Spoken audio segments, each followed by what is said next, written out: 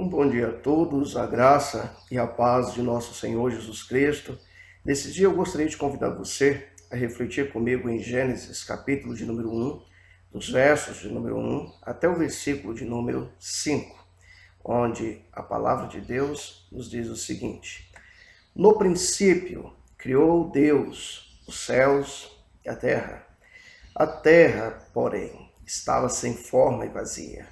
Havia trevas sobre a face do abismo, e o Espírito de Deus pairava por sobre as águas. Disse Deus: haja luz, e houve luz. E viu Deus que a luz era boa, e fez separação entre a luz e as trevas. Chamou Deus à luz dia, e às trevas noite. Houve tarde e manhã, o primeiro dia. Bem, queridos, refletiremos nesse dia a respeito do tema: a luz que prevalece contra a obscuridade.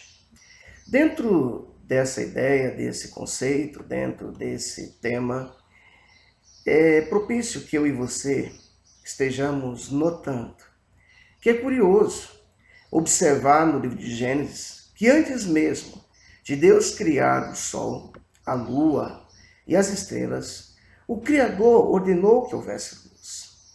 E mais do que isso, o texto nos diz que a luz era boa, a ponto de haver separação entre luz e trevas. Este conceito pode ser compreendido a partir do Evangelho de João, quando o evangelista falará a respeito de uma luz que não é elétrica, solar, lunar ou estrelar. Então vejamos no Evangelho de João, capítulo 1, versículos de 1 a 5, a respeito dessa luz. A palavra de Deus nos diz assim: No princípio era o Verbo, e o Verbo estava com Deus, e o Verbo era Deus. Ele estava no princípio com Deus. Todas as coisas foram feitas por intermédio dele, e sem ele nada do que foi feito se fez. A vida estava nele, e a vida era a luz dos homens. A luz resplandece nas trevas, e as trevas não prevaleceram contra ela. Ao olharmos atentamente para o que Jesus afirmou para os fariseus também, e isso contido no mesmo Evangelho de João, agora no capítulo 8, versículo de número 12, poderemos ter maior clareza da ideia de luz. Então vejamos o que Jesus Cristo falou para aquele público. De novo, lhes falava Jesus dizendo: Eu sou a luz do mundo. Quem me segue não andará nas trevas, pelo contrário, terá a luz da vida. Mas o texto de Gênesis ainda fala de dois pontos interessantes: o princípio e a inexistência de forma da terra. Nesse sentido, o reverendo Hernandes Dias Lopes, ele afirma: houve um tempo em que a matéria não existia, pois só Deus é eterno. Isto é, a eternidade é um atributo dele. A matéria foi criada pelo poder divino, ou seja, ela tem um começo. Nós podemos contemplar um imenso céu estrelado, ou nascer e pôr do sol, os quais fazem parte do universo. Todavia, só é possível compreender o início de tudo isso a partir de algo que não tem forma, algo que é chamado fé.